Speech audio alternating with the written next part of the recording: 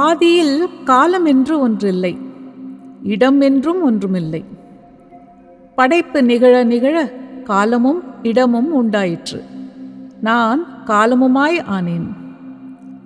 இப்படி அனைத்துமாய் நான் இருந்தும் என்னை நான் மறைத்துக் கொள்வதால் உங்கள் புலன்களுக்கு நான் புலப்படுவதில்லை.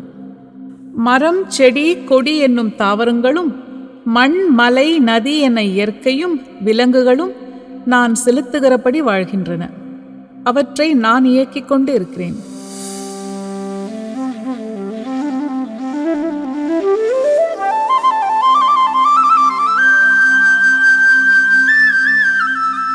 மனிதர்களான உங்களுக்கு மட்டும்தான் நான் என்னை அறிந்து கொள்ளும் அறிவை கொடுத்திருக்கிறேன்.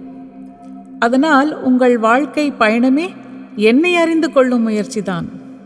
ஆனால் அதுவும் புலப்படாதவாறு என்னை நான் மறைத்துக் கொள்கிறேன். என்னை வேறு வேறாக காட்டிக்கொள்கிறேன். இல்லாத ஒன்றை இருப்பதாகவும் இருப்பதை இல்லாததாகவும் காட்டுகிறேன். அதனால்தான் என்னை மாயை என அழைக்கிறார்கள். ஆனால் உண்மையில் இது அனைத்துமாய் நான் இருந்தும் அனைத்தையும் கடந்த இருப்பு நான். உங்கள் உள்ளே ஒளிர்ந்து கொண்டிருக்கும் உணர்வு நான். குணாதீத்தை, காலாதீத்தை நான்.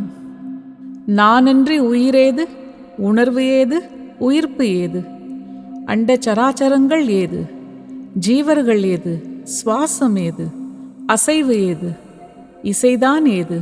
அந்த இசையின் வழியாக இப்போது உங்களை சந்திக்க வருகிறேன்.